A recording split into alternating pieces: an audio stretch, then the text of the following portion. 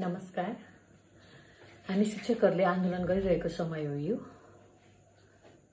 र हामी शिक्षकहरूले आन्दोलन गरे पनि यो आन्दोलन चाहिँ शैक्षिक आन्दोलन हो है। हामीले शिक्षकको आन्दोलन मात्र भनेर बुझिरहेको पाउँछौँ। यो चाहिँ समग्र शैक्षिक आन्दोलन हो। शिक्षालाई चाहिँ व्यवस्थित बनाउनु पर्यो, शिक्षालाई चाहिँ नियमन गर्नु पर्यो, समग्र शैक्षिक व्यवस्था प्रणालीलाई चाहिँ अहिलेको यो समय अनुकूल बनाउनु पर्यो भनेर गरिएको आन्दोलन हो, जसको नेतृत्व चाहिँ हामी शिक्षकहरूले गरिरहेका छौँ। नेपाल शिक्षक महासंघले गरेको छ र यो आन्दोलन सँगसँगै सामाजिक सञ्जालहरूमा धेरै खालका टीका टिप्पणीहरू आलोचनाहरू भइरहेका छन् हैन। ती देख्दाखेरि कहिलेकाहीँ चाहिँ आफू शिक्षक भएको नाताले मन चस्स हुने अनि केही कुरा चाहिँ नबोलौँ भन्दा भन्दै पनि बोल्न मन लाग्दो रहेछ। सबैभन्दा बढी चाहिँ शिक्षकहरूले पढाएनन्, घाम ताप्छन् हैन। शिक्षकहरूले तलब बढोस् भनेर यो आन्दोलन गरेका हुन् भन्ने खालको, वा शिक्षकहरूले ठग्छन्, शिक्षकहरू झुले हुन् भन्ने खालका आशयका चाहिँ विभिन्न खालका विचारहरू सामाजिक सञ्जालमा भेटिरहँदा मलाई चाहिँ केही कुरा भन्न मन लाग्यो। मेरो बाबा पनि शिक्षक, म आफै शिक्षक हैन। र यति वर्ष पढाइरहँदा मलाई थाहा छैन मेरो बाबाले उहाँले मेरो छोरी शिक्षक बनोस् भन्ने चाहनुभयो वा चाहनु भएन, त्यो चाहिँ मलाई थाहा छैन। तर मलाई मेरो बाबा शिक्षक भएको कारण शिक्षक हुन रहर लाग्थ्यो र मसँग अर्को विकल्प पनि थिएन। म जुन ठाउँमा पढ्थेँ, जुन गाउँमा पढ्थेँ, त्यहाँको प्लस 2मा एजुकेसन मात्र पढाइ हुन्थ्यो। एजुकेसन पढेपछि भन्ने शिक्षक नै हो हैन। मसँग विकल्प थिएन, त्यसैले म शिक्षक बने जस्तो लाग्छ घरिघरि, र रहरको पाटो पनि थियो। तर अहिले हामीले सोचौँ न, म आफै शिक्षक छु, तपाईहरु पनि आफ्नो ठाउँमा विभिन्न पेसामा हुनुहुन्छ, कति कर्मचारी हुनुहुन्छ होला, कति व्यवसायी हुनुहुन्छ होला, हाम्रा समाजको नेतृत्व लिइरहनु भएका बुद्धिजीवी हुनुहुन्छ। के हामी साँचो हृदयदेखि हाम्रो छोराछोरी शिक्षक बनोस् भन्ने चाहन्छौँ? कति प्रतिशतले चाहौँला हामी? भने चाहदैनौँ भने किन चाहदैनौँ त? सोचौँ त एकचोटि। के शिक्षक पेसा आकर्षक पेसा हुनुपर्ने होइन र? मानिलिउँ यदि शिक्षकहरूको तलब आकर्षक हुन्थ्यो, समाजमा इज्जत प्रतिष्ठा हुन्थ्यो हैन, समयमा तलब आउँथ्यो, आवधिक बढुवा हुन्थ्यो भने हामी हाम्रो छोराछोरी विदेश जाऊ वा अर्को पेसामा जाऊ, वा हामी हाम्रा छोराछोरी वा हाम्रा आफन्त नातेदार भन्सारमा पोस्ट हुँदाखेरि ओहो ठिक ठाउँमा छौ भन्ने हैन। मालपुतमा जागिर खाँदाखेरि ए मालपुतमा जागिर खान्छ फलानुले भन्ने, हाम्रो त्यो भाषाको बोल्ने तरिका नै परिवर्तन हुन्छ नि त। के हामी त्यसै गरी मेरो छोरी शिक्षक बनोस् वा शिक्षक छ भनेर गर्व गर्ने अवस्था छ? छैन भने किन छैन त? यो बारे सोचौँ त। शिक्षकलाई आकर्षक तलब चाहिँदैन, समयमा तलब पाउनु पर्दैन, आवधिक रूपमा बढुवा हुनु पर्दैन, र यसो हुँदा घाटा कसलाई हुन्छ? शिक्षकको पेसालाई सम्मान, सुरक्षाबोध र आर्थिक रूपमा स्थायित्व दिने व्यवस्था भयो भने हामी सबैले हाम्रा छोराछोरी शिक्षक बने हुन्थ्यो भनेर कामना गर्दैनथ्यौँ र? यो एउटा पाटो भयो। अर्को पाटो छ शिक्षकहरूले पढाउँदैनन्, घाम ताप्छन् वा काम गर्दैनन् भन्ने।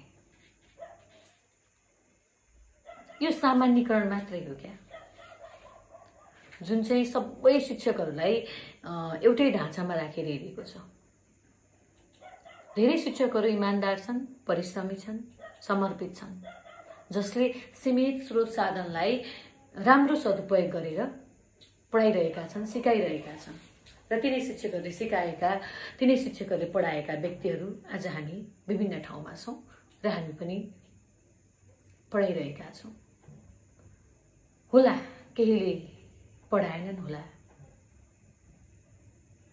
हैन, तर त्यसको नियमन गर्ने निकाय खोइ, त्यसको मूल्याङ्कन गर्ने निकाय खोइ। किन मूल्याङ्कन नभएको, त्यसको किन नियमन नभएको, किन राम्रो गर्ने शिक्षकलाई पुरस्कार र गलत गर्ने शिक्षकलाई दण्ड नभएको? हामी त्यसैका लागि त शिक्षा ऐन भनिरहेका छौँ। किन नबुझ्नु भएको यो कुरा? एउटा सामुदायिक विद्यालयमा 18 थरीका शिक्षक राखेर, थरी थरीका तलब प्राप्त गर्ने शिक्षक राखेर अनि सबैलाई एकै ठाउँमा मुछेर किन आरोप लगाउनुहुन्छ? पहिला त्यहाँ भित्र भएको समस्यालाई समाधान त गर्नुस्, अनि सही तरिकाले नियमन गर्नुस्, सही तरिकाले अनुगमन गर्नुस्, मूल्याङ्कन गर्नुस्, र त्यसपछाडि तपाईले भने जस्तै घामे ताप्ने शिक्षक हुन्, पढाउँदै नपढाउने शिक्षक हुन्, झोला बोकेरै हिँड्ने झोले शिक्षक हुन् राजनीतिक दलका भने त्यो शिक्षकलाई कारबाही गर्नुस्। हामी यही चाहन्छौँ र यसका लागि यसो गर्दा हाम्रो शैक्षिक क्षेत्र व्यवस्थित हुन्छ भन्ने लागेकाले नै हामीलाई शिक्षा ऐन चाहिएको। अनि अर्को कुरा, शिक्षकले राजनीति गरे भनेर भनेको सुनिन्छ क्या? मेरो अनुभव चाहिँ अलि पृथक छ। शिक्षकले राजनीति गर्छन् कि राजनीतिले शिक्षकलाई दौडाउँछ हैन? राजनीति त हरेक ठाउँमा छ। सभ्य समाजको निर्माणको अवयव नै राजनीति हो। तर हामी राजनीति भन्दा बित्तिकै त्यसलाई त हामी कति फोहोर कुरा हो भन्ने बुझ्छौँ हैन? त्यो किन भएको भन्दा हाम्रो परिप्रेक्ष्य वा हाम्रो समाज वा हाम्रो वरिपरि भइरहेको व्यवहारले हामीलाई त्यो बुझाएको हो।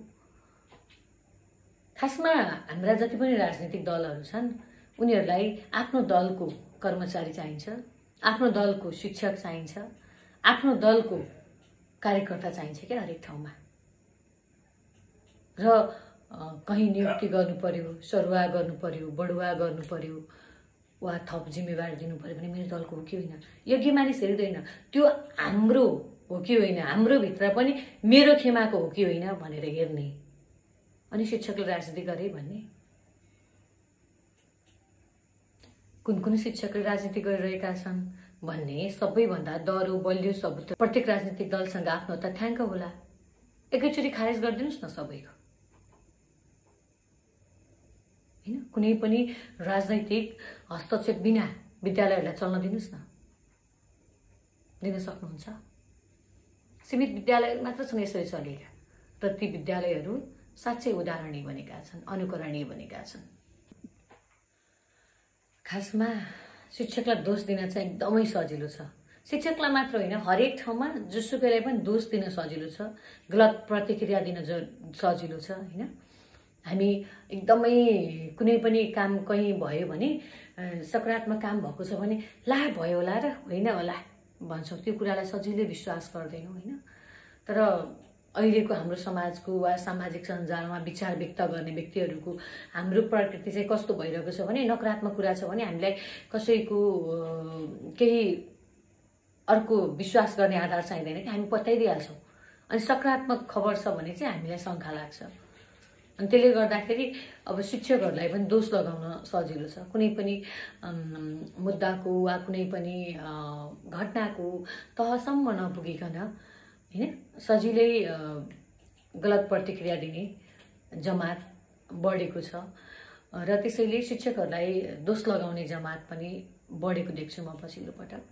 दोष लगाउन एकदमै सजिलो छ र मलाई चाहिँ यो आरोप प्रत्यारोप भन्दा अलि पर रहेर हैन शिक्षालाई चाहिँ नियमन गर्ने गरी, शिक्षामा देखेका जति पनि समस्या छन् त्यसलाई सम्बोधन गर्ने गरी शिक्षा ऐन नियमावली आइदिए हामी जस्ता शिक्षकहरूलाई र हाम्रा जस्ता विद्यालयहरूलाई सुदृढ बन्न सहयोग पुग्थ्यो कि जस्तो लाग्छ। जति पनि सामाजिक सञ्जालमा प्रतिक्रिया दिने वा हैन हाम्रो विचारभन्दा भिन्न भनौँ न, तपाईहरूको विचारबाट तपाईहरू सही हुनुहुन्छ होला, हाम्रो विचारभन्दा भिन्न, शिक्षकहरूको विचारभन्दा भिन्न प्रतिक्रिया दिने, शिक्षकहरूलाई आरोप विभिन्न खालका आरोपहरू लगाउने व्यक्तिहरू हुनुहुन्छ। मलाई के भन्न मन लाग्छ भने तपाईँहरू एकपटक विद्यालयमा, सामुदायिक विद्यालयमा छिरेर हेरिदिनुहोस् त, त्यहाँको अवस्था के छ हैन। केही विद्यालयहरू होलान् जसलाई औँलामा गर्न सकिन्छ। अधिकांश विद्यालयमा मधेसको हकमा भन्दैछु म, अधिकांश विद्यालयमा विषयगत दरबन्दी छैन, विद्यार्थी अनुसारको दरबन्दी छैन, निजी स्रोत, करार वा राहत नै भनौँ हैन, अनि जिरो भनिन्छ अनुदान कोटा, यी प्रकारका कोटाहरूमा मुख्य विषयको जो विज्ञानको, गणितको पटक पटक विज्ञापन गर्दा पनि शिक्षक पाइँदैन। शिक्षकको अभाव भएको कुरा त अहिले सबैलाई जानकारी छ। अनि विषयगत दरबन्दी नभएको ठाउँमा, शिक्षकको अभाव भएको ठाउँमा, विषयगत शिक्षक नभएको ठाउँमा हैन, योग्यता नपुगेका शिक्षकले, प्राविधिक शिक्षकले, त्यो लेभलको योग्यता पनि नभएको शिक्षकले माध्यमिक तह सञ्चालन गर्नुपर्ने बाध्यता छ, पढाउनु पर्ने बाध्यता छ। कोही नभएपछि त के गर्नु, आफूले पढेको 10 कक्षाको गणित सम्झेर 10 कक्षाको गणित पढाउनु पर्यो। अनि त्यो अवस्थामा हामी चाहिँ के खोज्छौँ त, वाउ रिजल्ट।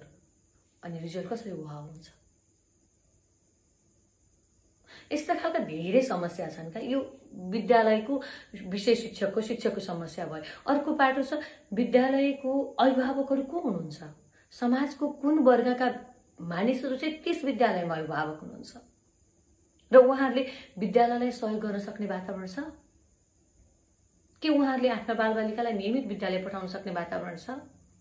उहाँहरूको लागि आफ्ना बाबु नानीको पढाइ ठुलो हो कि उहाँहरूलाई खुवाउने खाना ठुलो हो? हाम्रा अधिकांश विद्यालयहरूमा आधी महिना भन्नाले 1 वर्षमा हैन 6 महिना 5 महिना त हाम्रा अभिभावकहरू इटाभट्टामा जानुहुन्छ काम गर्न। आफ्ना बालबालिकालाई, साना बालबालिकालाई साथमै लगेर जानुहुन्छ। ठुला बालबालिकाहरू पनि पहिला काम हैन, जुन दिन ठुलो पानी पर्छ त्यो दिन बालबालिकाको विद्यालयमा उपस्थिति धेरै हुन्छ। जुन दिन एकदमै गर्मी हुन्छ, लु चलिरहेको हुन्छ त्यो दिन बालबालिकाको उपस्थिति विद्यालयमा धेरै हुन्छ। किन त? किनभने त्यो दिन उहाँहरू काममा जान सक्नुहुन्न। उहाँहरूको लागि पहिला खाना महत्त्वपूर्ण हो, बाँच्नु महत्त्वपूर्ण हो, त्यस पछाडि पढाइ हो। अनि हामी ती बालबालिकाहरूबाट नतिजा राम्रो आएन भनेर गाली चाहिँ कसलाई गर्छौँ? शिक्षकलाई गर्छौँ।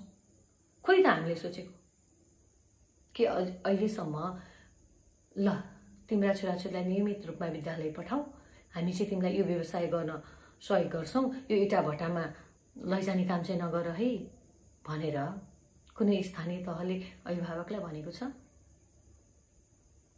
हामी तिमीलाई यति ऋण दिन्छौँ, तिमी एउटा सानो व्यवसाय सञ्चालन गर हैन, वा तिमीले छोराछोरी पठायौ भने तिमीलाई वार्षिक रूपमा हामी अपर्च्युनिटी कस्टको व्यवस्था गर्छौँ, यति सहयोग गर्छौँ। त्यसरी पनि त अभिभावकलाई प्रोत्साहन गर्न सकिन्छ होला। भनेपछि हामीले समस्याको बाटो हेर्ने कि समाधानको बाटो हेर्ने भन्ने कुरा हो।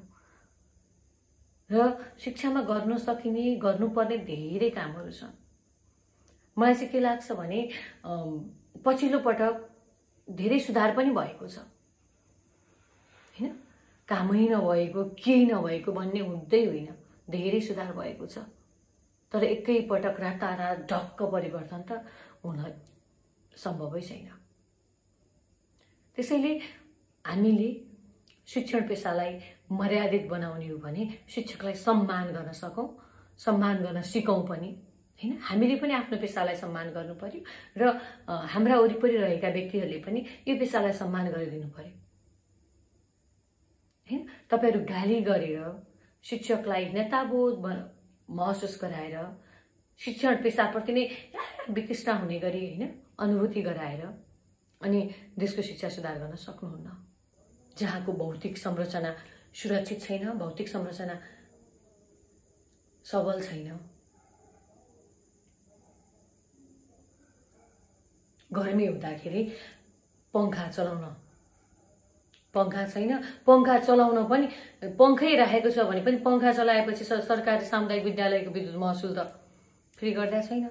यति साना साना झिना मसिना कुरा छन् जसले त्यो विद्यालयको समग्र सञ्चालनमै असर पुर्याइरहेको छ क्या।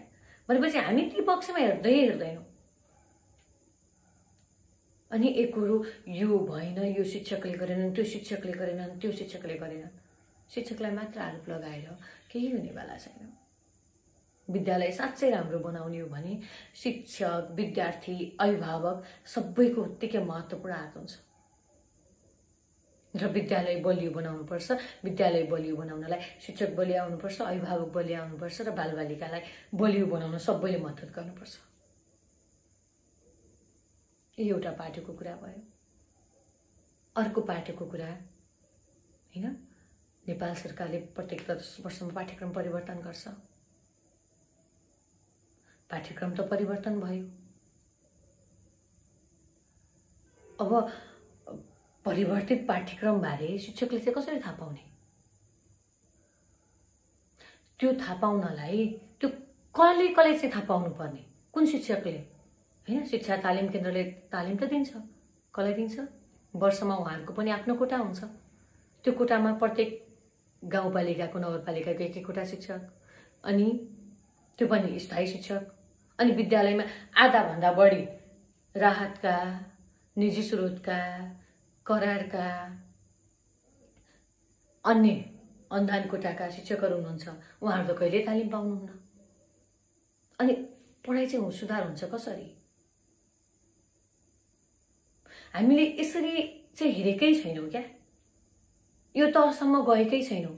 एक कुरो हेर्यो हैन, शिक्षकलाई गाली गर्यो र गालीले कहिल्यै पनि कसैलाई पनि गालीले न बालबालिकालाई असल बनाउँछ न शिक्षकलाई असल बनाउँछ। त्यसैले सम्मान गरौँ, सम्मानजनक व्यवहार गरौँ, जिम्मेवारी दिउँ, पेसाप्रति उत्तरदायी बनाऊ, राम्रो गर्नेलाई सहयोग गरौँ र गलत गर्नेलाई कारवाही गर्न सक्ने व्यवस्था बनाऊ, प्रणाली बनाऊ। तब मात्र शिक्षा सुधार हुन्छ। र त्यसको लागि ऐन नियमावली चाहिन्छ। र त्यो ऐन नियमावलीका लागि यो आन्दोलन भएको।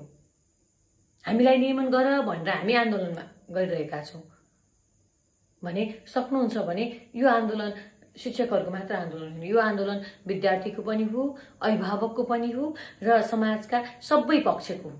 त्यसैले यो आन्दोलनलाई सहयोग गर्नुहोस्। छिटो भन्दा छिटो यो आन्दोलनलाई निर्क्युलमा पुर्याउँ, निष्कर्षमा पुर्याउँ र हामी विद्यालय फर्केर पढ्न सक्ने वातावरणको सृजना गरौँ। धन्यवाद। तर दोष लगाएर चाहिँ सुधार हुने चाहिँ होइन। सुधारका लागि हामी सबैले प्रयास गर्नुपर्छ। दोष थोपर्नु भनेको मात्र सस्तो राजनीति हो। यदि हामी हाम्रो देशको शिक्षा राम्रो होस् भन्ने चाहन्छौँ भने पहिला हामीले शिक्षकहरूलाई बलियो बनाऊ। हामी हाम्रा सन्तानहरू शिक्षक बनोस् भनेर कामना गर्न सक्ने वा हाम्रा सन्तानलाई तिमीहरू शिक्षक बन्दा राम्रो हुन्छ है भन्न सक्ने वातावरणको निर्माण गरौँ। त्यसका लागि के गर्नुपर्छ त हैन, त्यो बारे सोचौँ। र 2028 सालको शिक्षा ऐन अहिलेसम्म चलिरहेको छ। हाम्रो अबको भविष्य के हो? यो बीचमा देशमा कति खालका व्यवस्था परिवर्तन भए। हाम्रो शिक्षाको अहिलेको माग के हो? अबको शिक्षाको अवस्था कस्तो हुनुपर्छ? हामी कुन समाजको कल्पना गरिरहेका छौँ? हाम्रा बालबालिकालाई कुन परिवेशमा, कुन बजारमा, विश्व बजारमा सङ्घर्ष गर्न सक्ने, प्रतिस्पर्धा गर्न सक्ने बालबालिका बनाउँदैछौँ? त्यसका लागि शिक्षा ऐन 2082 को आवश्यकता छ। र यसका लागि यो शैक्षिक आन्दोलनमा सबै तहका, सबै पक्षका, शिक्षासँग सरोकार राख्ने सम्पूर्ण व्यक्तिहरूले सहयोग गरिदिनु होला। छिट्टै यो आन्दोलन निष्कर्षमा पुगोस् र हामीले पुनः विद्यालय जाने, सिकाउने वातावरण बनोस्। धन्यवाद।